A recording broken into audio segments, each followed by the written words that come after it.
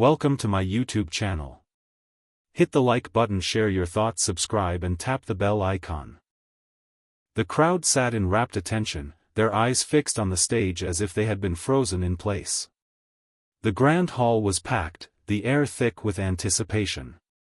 This was an event everyone had been waiting for, the annual performance of the city's most prestigious musical competition.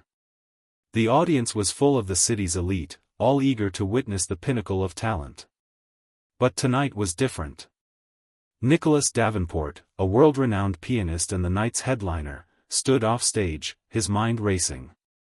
He had prepared for months, perfecting his technique, ensuring that every note he played would be flawless. The air of perfection that clung to him was as smooth as the polished ivory keys of the grand piano that awaited him on stage. His reputation was untouchable. He was the king of the piano world, and this was his throne.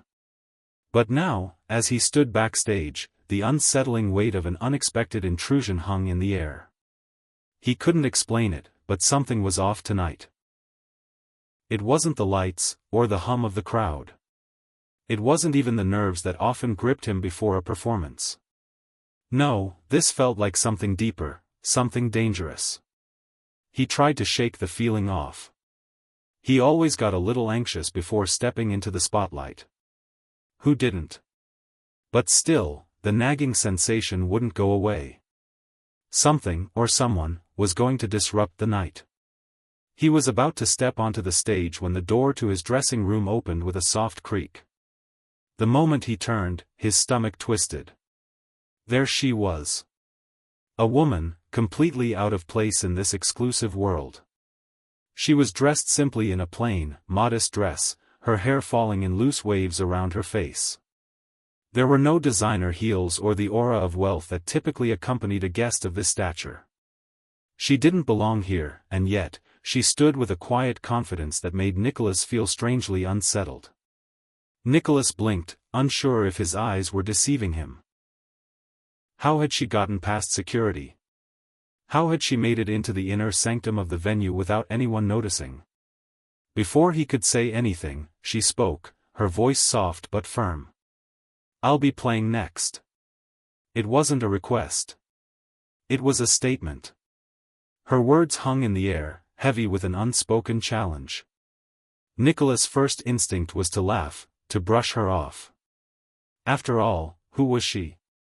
What could she possibly know about the art of piano playing? He was a virtuoso, and she was, well, a nobody.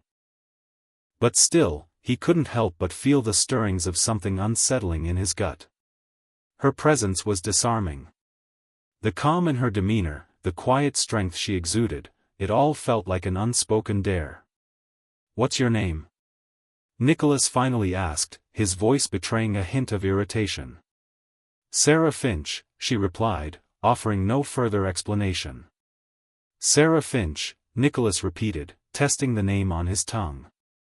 He didn't recognize it. He had never heard of her before. Was she some sort of upstart? Someone who had somehow managed to get a spot on this prestigious stage? It was laughable. The only name that mattered in this hall was his. But her calmness, her silence, made him question the ease with which he dismissed her. "I'm afraid this is an exclusive event," he said, his voice cool. "You're not on the program." "I'm not here to be on the program," Sarah said quietly. "I'm here to challenge you." The words hit Nicholas like a slap to the face. A challenge? Who did she think she was? Nicholas Davenport, the master of the piano, being challenged by this unknown woman who had no business even being in the same room as him? The very idea was absurd. "What do you mean, challenge?" Nicholas asked, his voice rising slightly. "Do you even know who I am?" Sarah didn't respond. She simply stepped around him and walked towards the grand piano at the center of the stage. She moved with the same quiet confidence, the same unsettling grace. Nicholas felt a strange pull in his chest, as if he were being led somewhere he didn't want to go. The moment Sarah's hands brushed against the piano keys, the room seemed to hold its breath. The audience was still, waiting, wondering what on earth was happening. This was not how the night was supposed to unfold. This wasn't part of the plan. She sat down at the piano, her fingers lightly grazing the keys. The soft, almost imperceptible sound of her touch sent a chill through the air. Nicholas watched, unable to tear his gaze away. There was something hypnotic about the way she moved, the way her fingers hovered just above the keys, like a dancer preparing to perform. The hall was silent now, every person in the audience caught between curiosity and confusion. They had expected to hear Nicholas play, not this woman, this strange, unknown challenger. It felt wrong, yet somehow, they couldn't look away. "I'll show you what real music is," Sarah said, her voice barely audible over the quiet. Nicholas stood frozen, his eyes narrowing. The audacity of it. To challenge him, to suggest that she had something to teach him, it was preposterous. Yet, as much as he hated to admit it, he felt a flicker of intrigue. What was she about to do? Without warning, Sarah's fingers slammed down on the keys, and the music exploded from the piano. It wasn't a gentle melody. It wasn't something soft or soothing. It was raw, wild, even. The sound was unlike anything Nicholas had ever heard. The notes didn't follow a pattern he could recognize. They were erratic, full of energy and emotion, as if the music was spilling out of her, uncontained and untamed. Nicholas stepped forward, his heart racing. The crowd was entranced, but to him, the music sounded almost wrong. The speed of her playing was unnatural, her fingers a blur across the keys. This wasn't music, it was chaos. And yet, it was beautiful in its own way. As the notes soared higher and higher, it felt like the room itself was vibrating, resonating with a strange energy. There was power in this woman's hands, something Nicholas couldn't deny. He tried to shake the sensation, to tell himself that this was nothing but a fluke. But the deeper he listened, the more his chest tightened.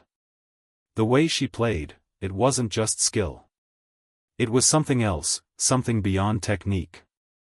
He was used to being in control, to being the one who commanded attention with his mastery of the piano. But Sarah Finch, this woman who had appeared from nowhere, was threatening that control. She wasn't playing to impress. She was playing to make a statement. The music grew faster, more frenetic.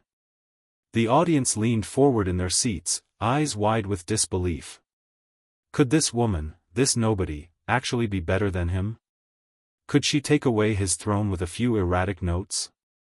And then, just as suddenly as the storm had begun, it stopped. Silence. The entire hall was frozen. No one moved. No one dared to speak. The piano keys were still vibrating from the intensity of her performance, but everything else was still. The tension in the room was palpable, like an electric charge waiting to snap. Sarah's hands hovered above the keys, her fingers paused just above the final note. Her eyes met Nicholas's, and for the first time, he saw something in her eyes that unsettled him even more than her performance. It was calm. Detached. As though she was waiting for something. Nicholas swallowed hard, his throat dry. He felt a strange pressure building in his chest. He had no idea what had just happened. This woman, this challenge, it was unlike anything he had ever encountered. What was that? Nicholas finally managed to ask, his voice hoarse. She didn't answer him right away. Instead, she slowly turned her head towards him, her expression unreadable. "Why don't you try to beat it?" she asked, her voice barely a whisper, yet somehow it cut through the silence like a knife. The words hung in the air, daring him to respond, daring him to prove himself. She was challenging him, not just with music, but with something deeper, something personal. And Nicholas, for the first time in his life, wasn't sure he could win. Before he could react, before the room could settle, the lights flickered, the hum of the crowd growing louder, and then, darkness. The stage lights went out completely. The audience gasped, but still, no one moved. The silence that followed the sudden blackout was deafening. No one spoke, no one moved. The entire room had fallen into a frozen state of confusion, as if time itself had paused to take a breath. The sharp, unsettling hum of electricity buzzing in the air was the only sound anyone could hear. For a moment, even Nicholas couldn't be sure if he had imagined the music, or if the world itself had just swallowed it whole. He stood there, in the midst of the pitch-black stage, the tension of the moment hanging heavily around him. His eyes strained, trying to adjust to the darkness, but nothing seemed to change.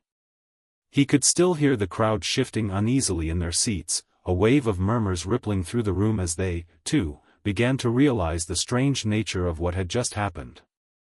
Nicholas' heart raced. It wasn't just the performance, it was everything. The sudden flicker of the lights. The music that had somehow unsettled him to his core.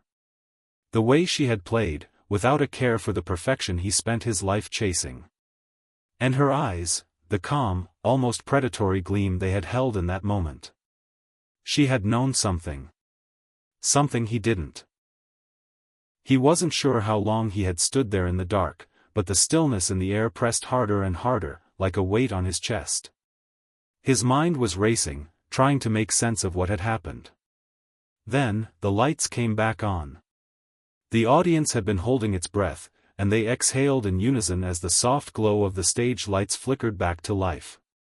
The first thing Nicholas saw was Sarah. She was still sitting at the piano, her hands resting lightly on the keys. Her face was calm. Unbothered. But the room was filled with tension, a strange mixture of awe, confusion, and something Nicholas couldn't quite place. She wasn't reacting to the power she had just unleashed. She wasn't gloating, as he would have expected. She wasn't even looking at him. It was as if she had done what she came here to do and was simply waiting for the next thing. For the world to respond. Nicholas shook himself, trying to regain his composure. He had to say something. He had to take control of the situation. The crowd would be expecting something from him now. He cleared his throat, stepping forward. "Ladies and gentlemen," his voice was steady, if a little strained, "I apologize for the interruption. But I think we all need a moment to." But before he could finish his sentence, Sarah spoke again, her voice cool and collected. "Are you done? Or do you intend to keep stalling?" The words hit him like a slap. He blinked, taken aback. No one, not a single person, had ever dared speak to him like that. The arrogance in her voice, the absolute certainty that she was in control of the situation, was almost infuriating. But it was also undeniable. She had something, some spark that had ignited the room, and now he couldn't get rid of the feeling that he had just stepped into a trap. He stood frozen for a moment, caught between his pride and the growing realization that there was no easy way out of this. Nicholas Davenport was used to being in charge, to calling the shots. But this wasn't just about music anymore. Something deeper, darker, was at play, and he wasn't sure he could handle it. "I'm not here to stall, Miss Finch," he said, his voice quieter now. "I just need a moment to process what happened. You can't expect me to just..." "Expect you to what?" she interrupted. "To play your piece and pretend like nothing has changed?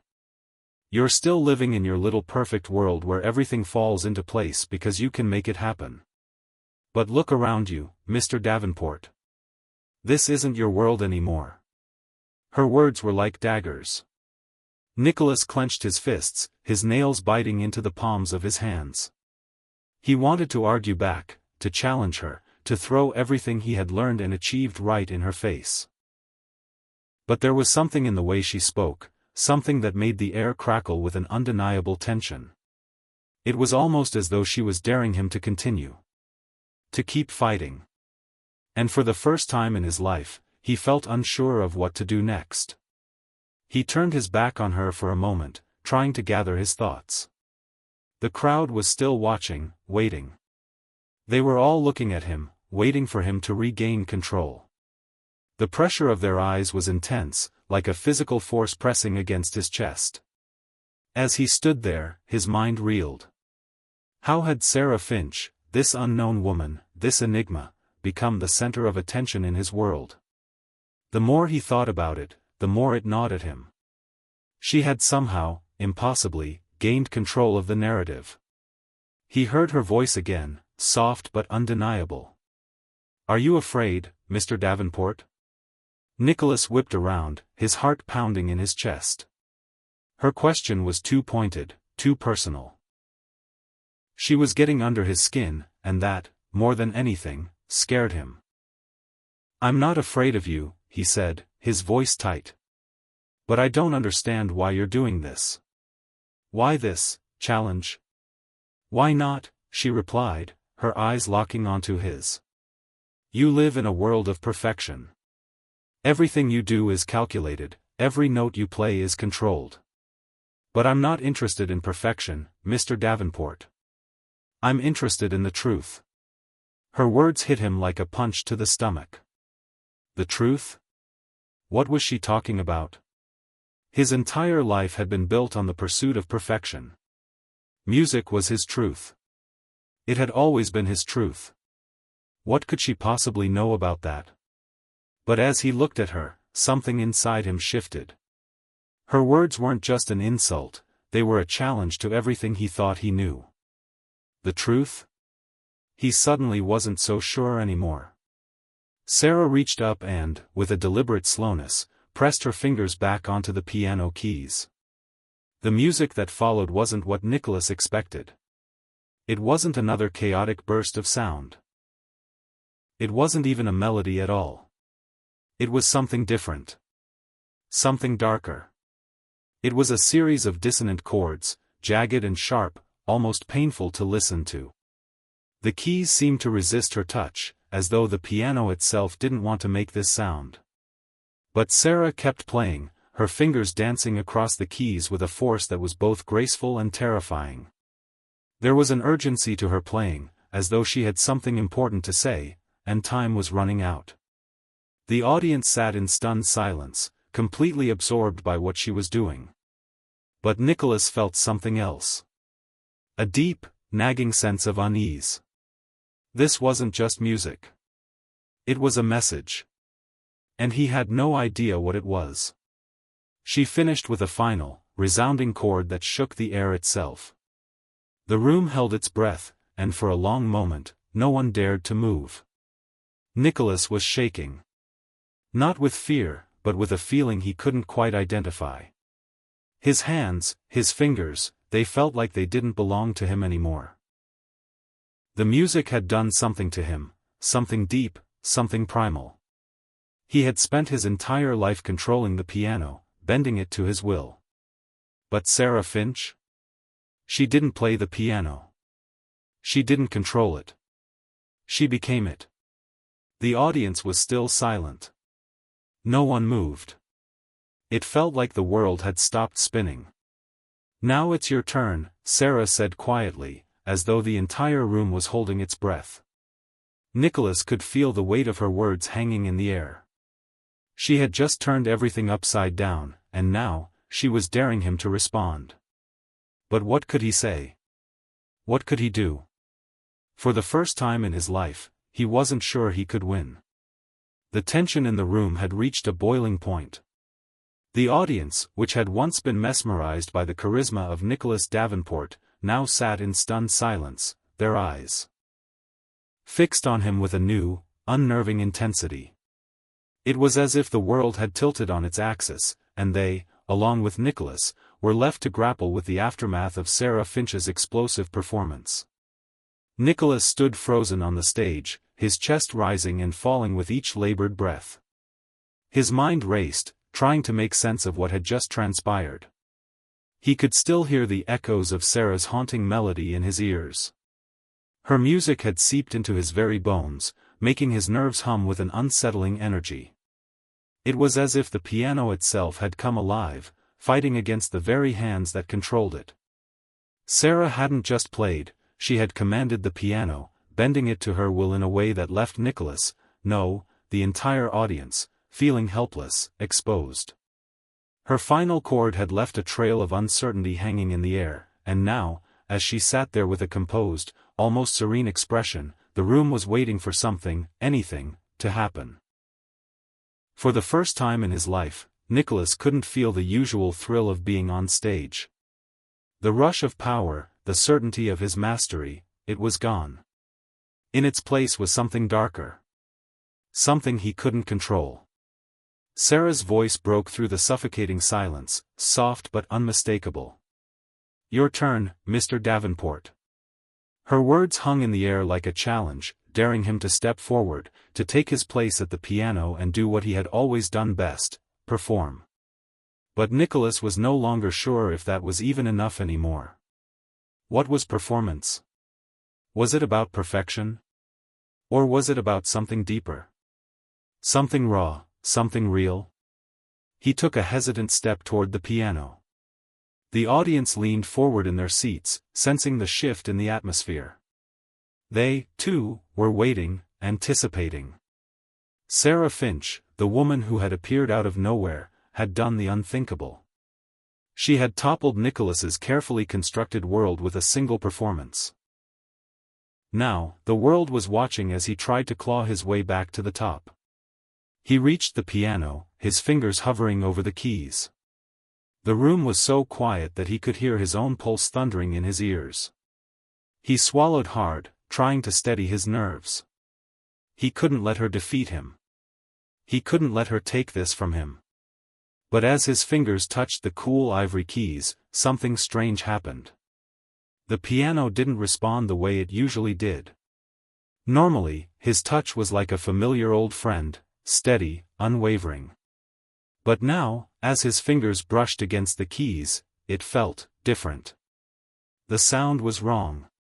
It was almost as though the piano was rejecting him, fighting back against his command. Nicholas froze. He pulled his hands away, his heart racing. What was happening? Was this just nerves? He had never experienced anything like this before. This wasn't about the music anymore. This was about something far more unsettling. The room seemed to be pressing in on him, suffocating him. Sarah, still seated at the piano, didn't move. She simply watched him with those piercing, unblinking eyes. There was no smugness in her gaze, no satisfaction in her stillness. It was almost as if she was waiting for him to figure it out, waiting for him to understand. He tried again. His fingers brushed the keys once more, and again, the sound that emerged was wrong. Dissonant. Unpleasant. The crowd shifted uneasily. Nicholas could feel the weight of their gaze, the expectation hanging in the air like a cloud of smoke. But now, the smoke was choking him. He could hear their whispers, their doubts. They had come here to see him play, to see him perform, to see him conquer. But what if he couldn't? He glanced at Sarah again. She hadn't moved. Her hands rested lightly on the keys, her fingers barely touching the surface. She wasn't playing. She wasn't even trying to make music. She was simply present. And that presence, that calm, was somehow more powerful than anything he could produce. "Is this what you want, Mr. Davenport?" Sarah's voice broke through his thoughts. It was barely a whisper, but it was enough to send a shiver down his spine. To play? To perform? To show the world your perfection? Is that all there is? Her words rang in his ears, and for the first time, he couldn't dismiss them. Was that all there was? Perfection? Music had always been his escape, his solace, his one true language. But now, as he sat at the piano, struggling to summon the familiar, he felt like a stranger in his own skin. What if he had been playing for all the wrong reasons? What if there was something more, something deeper, that he had been ignoring all these years? He closed his eyes for a moment, trying to center himself. But the sound of Sarah's fingers moving across the keys interrupted him. She wasn't playing, not in the traditional sense. Her hands were ghosting over the piano, barely touching it, as if she were trying to coax something out of it, something hidden, something unknown. And then, the room fell silent again. Her fingers hovered above the keys, and the stillness of the moment wrapped around Nicholas like a suffocating blanket. He felt it, that same strange energy that had filled the air during her performance. It was powerful, magnetic, as if the piano were alive and responding to her in ways he could never comprehend. The room seemed to hold its breath. For a moment, everything was still. Everything was suspended in the air, hanging on a delicate thread. Then, she played. It wasn't a melody. It wasn't a song. It wasn't music as Nicholas knew it. It was a series of fragmented notes, sharp and discordant, yet strangely beautiful. The sound filled the room, cutting through the tension like a knife. The notes seemed to dance in the air, pulling the audience in, wrapping them in a web of sound that was both chaotic and harmonious at once. Nicholas's chest tightened. This was no ordinary performance. This was something else entirely. The music wasn't just flowing from her fingers, it was pouring out of her, as though her very soul was spilling into the piano. He couldn't look away. For the first time, Nicholas realized that this wasn't just a piano duel. This wasn't about talent or skill or technique. This was something primal.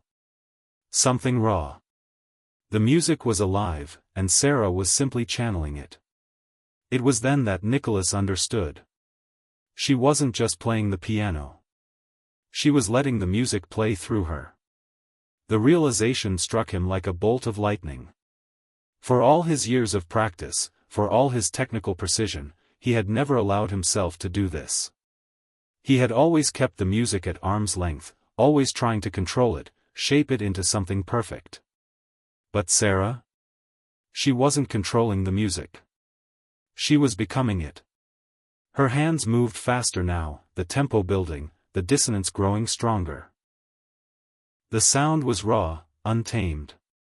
There were moments when it seemed like the piano would fall apart, as if the sheer force of her playing was too much for the instrument to handle.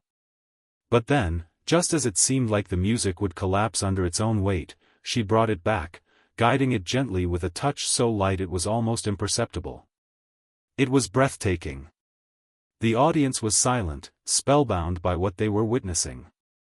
Nicholas felt the weight of their collective gaze on him. But this wasn't about them anymore. It wasn't even about Sarah. This was about him. He had spent his entire life chasing perfection, trying to bend the music to his will. But in that moment, as Sarah's hands danced across the piano, Nicholas realized something that shook him to his core. He had been playing the wrong game. As Sarah's final chord echoed through the hall, the music dissipated into the air like smoke, leaving only silence in its wake. The room was still, the energy palpable. Nicholas stood frozen, his breath coming in shallow gasps. He had never felt so exposed in his life. And yet, in that moment, he also felt something else. Relief. For the first time, he was free. The silence after Sarah's final chord hung in the air like a tangible force. It pressed down on Nicholas, suffocating him. His heartbeat thudded in his ears, loud and erratic. The auditorium, which had once been a sea of eager anticipation, was now paralyzed in stillness. For a fleeting moment, he wondered if time itself had come to a halt. The crowd wasn't moving. Not even a cough, a rustle, or the faintest sound of a shuffle. No one dared break the silence. But Nicholas could feel it, the tension, the weight of their expectation, the intense scrutiny from every person in that room. They had witnessed something extraordinary, something that defied logic, and now, they were waiting for him to respond. He stood at the piano, his fingers hovering over the keys. The cold wood of the instrument beneath his hands felt unfamiliar. His fingers had always danced across it with grace and confidence, like an extension of his own being. But now, the piano felt alien. It wasn't just the music. It was something deeper, something about the way Sarah had played. She hadn't just touched the piano, she had transformed it. And in that transformation, she had done something far more powerful than Nicholas had ever realized. She had made the piano part of her. She had made it part of the audience, part of the very air that they were all breathing. For the first time in his life, Nicholas realized that his mastery, his control over the music, had been an illusion. It was never about perfection. It was never about the flawless execution of every note. It was about something far more elusive. It was about connection. He had spent his life learning the rules of music, dissecting it, and perfecting it until every piece fit together like an intricate puzzle. But Sarah? She didn't follow the rules. She didn't need them. She didn't try to control the music, she simply became it. And in that moment, Nicholas knew he had been living a lie. His music had never been free. It had always been shackled to his expectations, his desire for control. It had been all about him, his talent, his image. But Sarah Finch, she had shown him the truth. The realization hit him like a punch to the gut. He had spent his whole life in pursuit of something unattainable.